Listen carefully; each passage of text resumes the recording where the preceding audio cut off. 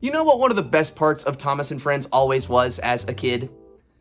The crashes. I know, what a controversial statement. I don't think anyone has ever said those words before. No, but jokes aside, I think you'd be hard-pressed to not find a fan who at least doesn't have one that pops into mind when they do think of Thomas and Friends, or remembers that special one from their childhood that just kind of sticks out. On this channel, we've talked a lot about crashes, but more specifically, you know, how they relate to real life and more on one-on-one basis.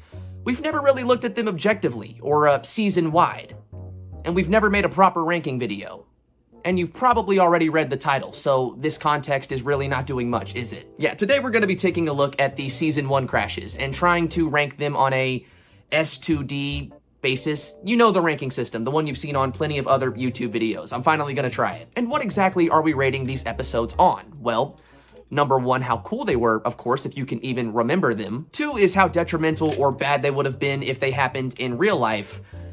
And I think 3 is just nostalgia, which is kind of tying into number 1, but I'm gonna add it anyway. Okay, number 1, Thomas hits the snow.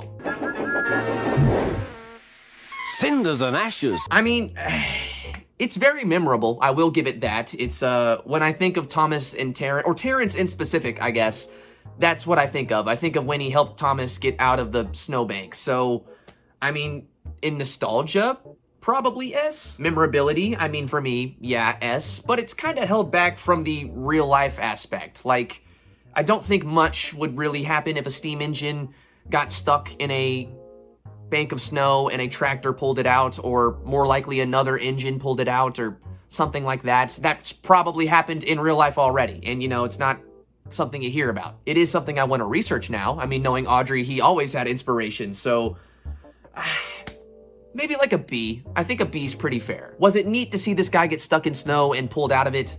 Yeah, but it's probably not something that's very unique. It's something that's probably happened plenty of times before.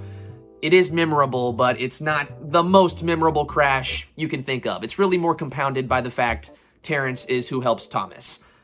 Okay, moving on. When Percy hits the mud bank ass first, or ran away. He was too tired now to care where he went. I want to stop. I want to stop. I have stopped. This one for me might just end up S tier all around because I love this episode, but I'm gonna try to be objective here. Let's look at this a bit more rationally. Okay, nostalgia-wise, it's definitely not the crash I think of when I think of Percy, but it is one. I mean, it's not far back in the memory banks. Like, this is one I definitely really liked as a kid, and I still do like now. I think it's going to come down to the other things, though. Like, if this happened in real life, probably not much different from what we saw happen would have played out, right? Like, Percy was going pretty slow, didn't hit that mud bank going too quick or anything, so it wouldn't have caused, I imagine, too much damage. Like, if that was a real steam engine, I imagine the buffer beam or buffer area probably would take some damage, or at least some pretty serious stress, but I don't think it'd be something, again, that would be super detrimental. And this is probably something like the last one that's happened plenty of times, if not more than the last one. Like, think about it. You don't think there's been engines that have hit sidings way too hard or embankments way too hard? That's probably happened hundreds, if not thousands of times in just the wide span of railroading. I mean, this one might be a B or even a C, and it's not that it's bad, it's just that there's really not a lot to it. There's not much holding it up when you try to put it in the lens that we're ranking these things through. But I mean, if we are talking about nostalgia, most of these things are just going to be an S to me, but that's why we're not just ranking on nostalgia. Remember, I'm a classic series simp. It just is what it is. Don't listen to everything I have to say. You can, though. Here we go. This is a banger. The Flying Kipper.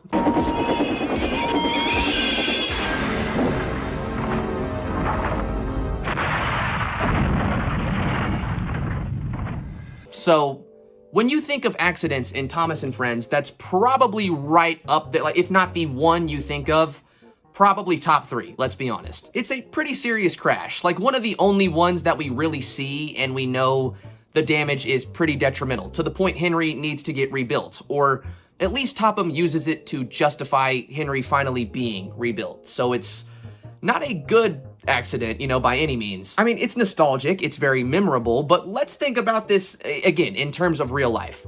This would almost definitely be a fatal crash, not just for, I mean, it kind of should have been for Henry, if you really think about it, but say there were anybody or people inside of that caboose at all, that's probably them. They're dead. I'd want to say the same thing with probably Henry's crew. That's a hell of an impact. That's a fast-moving train hitting a completely idle train.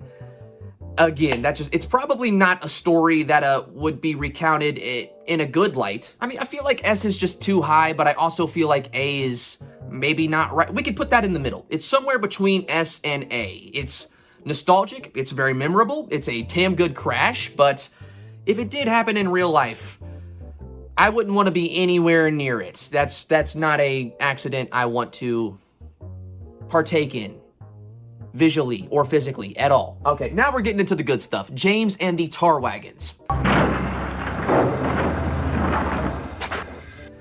This one, okay, nostalgia-wise, if you think about James getting into an accident in at least the model series, two things come to mind for me. One is when the tree almost fell on him, and two, when he hit the tar wagons. That was a pretty big accident. And I mean, look at it. We'll play it again on the screen. That's a pretty serious accident. And I remember as a kid being very, I want to say, confused by it, because it was tar James crashed into, and my young naive mind, associating tar with like gasoline or something explosive, really wondered why James didn't die right then and there. I'm happy he didn't. James is my favorite character, let me reiterate that. Very happy that lad's okay. But it was something that, as a kid, seemed very serious, and let's be honest, looking at it now, it's still a pretty serious accident. If this happened in real life, again, I think this would not have ended so positively. And take that with a grain of salt. I mean, James still gets pretty messed up. I don't think he's very damaged in the accident, but he's covered in tar. The wagons are destroyed. I think if this happened in real life, not only would the same have happened, but maybe would have been a bit more explosive or just not great. I also don't really know how oil reacts in situations like that, so maybe I'm wrong. I might have to do some more research on that. I'll put it on screen if I am wrong. I mean, my nostalgia is trying to get me to put it in S tier, but I think A is pretty firm. It's a good accident, it's very memorable, but if it did happen in real life, I don't think it'd be a good story. It would not be something happy to talk about right now. So, yeah, I think an A is pretty fair. Gordon falls into the ditch. Okay. Couldn't stop himself and slithered into a ditch. Ooh, she hissed. Get me out! Get me out! This one, I don't even know if you can classify as a crash. It's an accident for sure. I don't think he meant to go into the ditch, but it's not really a crash.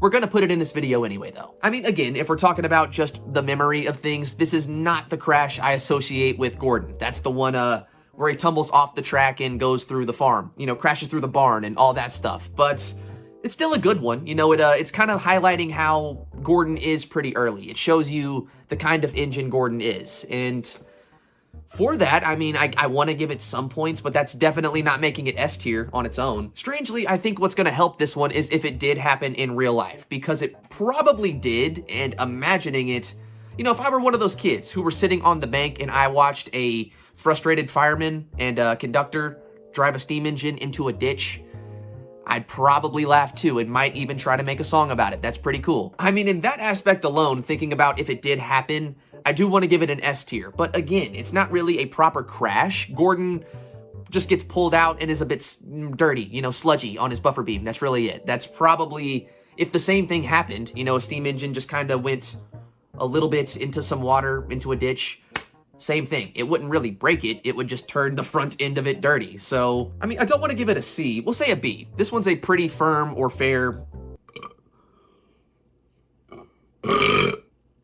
Sorry, B. I think a B is pretty fair. Yeah, B for burp. We'll put it there. I guess my body just knew what I was going to say. There you go. All right, our last accident and what might finally be our only S tier, or that I'm giving in this video, down the mine, or when Thomas falls down a mine. I did not expect to catch that. I'm kind of proud of myself. Come back, yelled his driver. Fire and smoke, said Thomas. Okay, so be honest with me. When you clicked on this video and you saw Season 1 accidents, or that was a part of this video, was Down the Mine not one of the first ones you thought of? Exactly. So on memorability, it probably wins out on S tier, or just from that alone. I mean, nostalgia, it's an episode everybody remembers. It doesn't matter if you saw it in the Railway series or read it in the Railway series, saw it on TV. It's one of those ones that always kind of stuck with you. It was a very, very good story altogether, let's be honest. It's got a good little accident. I love the dynamic between Thomas and Gordon. It's going to win out on nostalgia and memorability. But again, let's think about if this happened in real life. And it did, and I've made a video on it. So we're gonna try to think about, that event, I guess, a little bit. Now, don't worry, I'm not gonna go into recounting that entire story. If you do wanna see it, I'll have it linked in the description, and fair warning, it's an older video, so you're dealing with an older train boy, but that aside, it's a good accident. When I say it's a good accident, I don't necessarily mean good things happened, because not really that. It's just a good story. There's a lot to it. You can definitely see where Audrey got inspired in writing this, and where he would want to write a story like this based on what did happen, if that makes any sense. I feel like I'm kind of talking too much. And it's for those reasons all combined into one, it being a really good story or episode alone, all of the memorabilia and nostalgia, and just the fact that in real life, when this did happen, it was such a interesting story. This is our first S tier, or it's probably our only S tier in this video, isn't it? Yeah, it's the only S tier. Finally an S tier, and it's down the mine. And it's not what I expected, because it's not really my favorite out of all these, but if you put into effect all of the things we're ranking this on, I do think an S tier is pretty deserved. Now, if we're talking favorites, it's probably Percy Runs Away, or James and the Tar Wagons, because let's be honest, those are bangers. But still, being my favorites doesn't really put them in the S tier automatically. That just means I remember them, I think they're really good. And on this note, I'm going to go rewatch some Season 1. So if you enjoyed this video, be sure to like and subscribe for even more train content. If you guys did like this video, be sure to comment down below and let me know. I'd love to do Season 2, Season 3, at least up to Season 5, because that's when the really, really good accidents happen. I might just skip to Season 5, so let me know again in the comments if you'd want to see that. And with all of that being said, ladies and gentlemen, guys and gals, non-binary pals, your fly's down, and I didn't want to tell you earlier, but I figured now's probably an appropriate time. You might want to fix that.